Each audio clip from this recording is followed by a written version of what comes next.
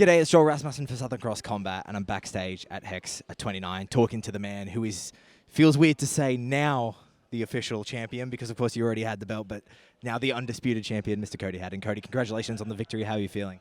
Yeah, good, man. Bit sore. Paul's so tough. So, I mean, yeah, he busted my leg a little bit and, yeah, a bunch of other things. But, yeah, hit me with a few bombs as well. So, yeah, he's a tough fighter, man. It was a hard fight for as long as it lasted. It was a hard fight, yeah. I know we talked about it when I spoke to you before the fight, but to now be officially recognized as the undisputed champion, what does that mean to you? How are you feeling about that? Yeah, it's great. I'm just looking at like the next person in line. So yeah, it's like now I've got a target on my back, and it's like, all right, well, I'm ready to defend this belt with my life, and it's a good thing. I feel like I'm deserving of that too. I want to have the target on my back, and I want people to come after me. So yeah, I'm ready for that. We mentioned it last time we spoke to each other, and of course I told you I'm going to be the one to ask you. Talking about the next man in line, the next man in line is Colby Thicknesse. What do you think of his performance, and what do you think about facing him in the future? Yeah, great. I mean, keen as. He's a good fighter, solid grappling. We've actually competed in jiu-jitsu before, so I know his grappling level. Obviously, this was so many years ago. I'm sure he's improved, as have I. But yeah, it's super exciting matchup, and yeah, can't say anything bad about Colby. I like the guy. Yeah, I mean, it'd be a great fight. So yeah. And now you mentioned in the cage about an injury that you had sustained kind of leading into this camp. Didn't mention that to me, but you know what? I won't blame you for that. How are you feeling to come into a camp injured and then still get the job done in the way that you did? How does that feel? Yeah, I tore a tendon in my knee, the VMO tendon. It's where the quad actually attaches to the knee on the inside.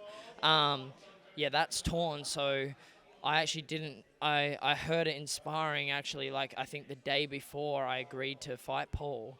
And at the time, I didn't know how bad it was, but my leg had blew up, and I was like, oh, well, I thought it was just a cork, so I was like, yeah, all good, I'll accept the fight. And then it just didn't get better, and I wasn't able to do any grappling for this whole fight. Like fight camp, no grappling at all. I was just doing boxing sparring. I couldn't even do kickboxing sparring because I couldn't risk checking kicks and it being kicked again.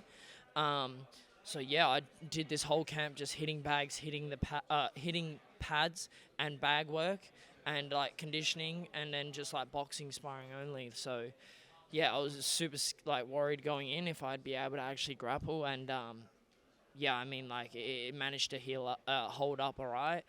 I definitely have to take some time now to actually heal this injury. I don't think I need surgery. I don't think it's to that extent, but I definitely need to spend some time off it for it to heal up.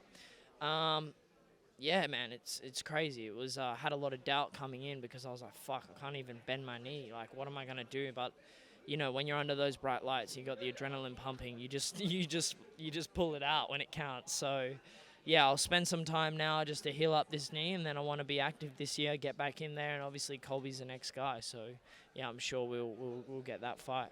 Do you know roughly how much time do you think you're going to need? Have you spoken to a doctor about anything like that? Nah, at the time, like, I've obviously spoken to doctors and stuff like that. They said that, like, with good rest, something like this could take anywhere from, like, 2 to 10 weeks. I did it, like 6 weeks ago. So, I mean, probably, like, 4 more weeks of actual resting. But the thing is, I didn't rest. I wasn't resting. I was preparing for a fight. So, I don't know, really. I mean, I reckon probably a month staying off it, and then probably start training again. I don't even know when the next Hex date is or anything like that, or where they would want to do it or whatever. I mean, we have 2 champions now from Perth, if I'm correct. 2? Yeah, 2 champions from Perth. I mean, fuck, it'd be sick to have Hex back in Perth. That would be awesome. I don't know if Jacob and the guys want to do that, but I don't see why not. They've done it there before, and they'll fucking sell it out, man. So yeah, I would love to headline a show in Perth or something like that for a Hex in Perth. I know they're capable of it, and yeah, I'll have some talking with Jacob and try and come there because, man, I got a big fan base back home in Perth, so I'll fucking sell it out, that's for sure. Yeah. I'm happy to hear that, and I'm glad you're making that call, as you should. You are the champion, of course. Play by the champion's rules.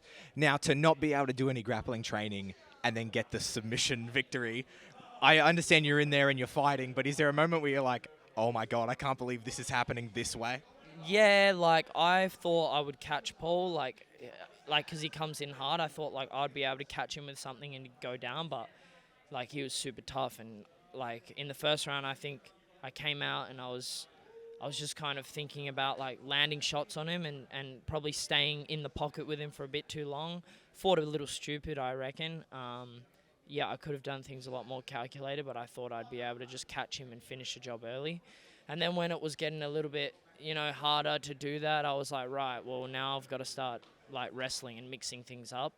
And yeah, I mean, you can't, and that was the thing is, like, I knew on the night I wouldn't feel it, like, and I'd just be able to get through it. And then, like, fingers crossed, like, I was able to actually grapple in there without, like, feeling it. So it hurts now, kills now, but yeah, the fact that I was able to get through it is like a blessing. So it's crazy, man. The adrenaline and everything that you've got going through you in there, you don't feel anything, other than, like, Paul's leg kicks. I still feel that, and fuck, I never want to experience that again. I told him I didn't even want to spar with him, like, unless we got, like, super thick shin guards on, because fuck me. I was checking him, my leg's busted. So got 2 problems on the same side now, but nah, he's tough, man, yeah.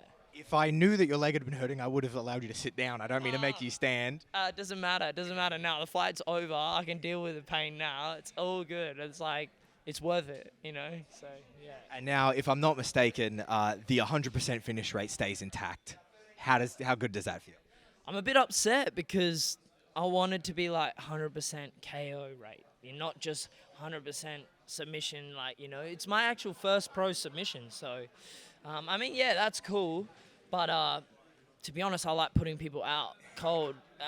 That's what I want to do. And when I'm in there, I want them to never want to fight me again. That's the intentions I have when I fight people. I want them to never even think about fighting me again, because every time they do, they remember what happened last time. So that's what I want, people to remember me for. So, but I mean, I am a complete mixed martial artist, and you have to take the path with least resistance. And tonight, that was just a rear naked choke, So, yeah, I guess.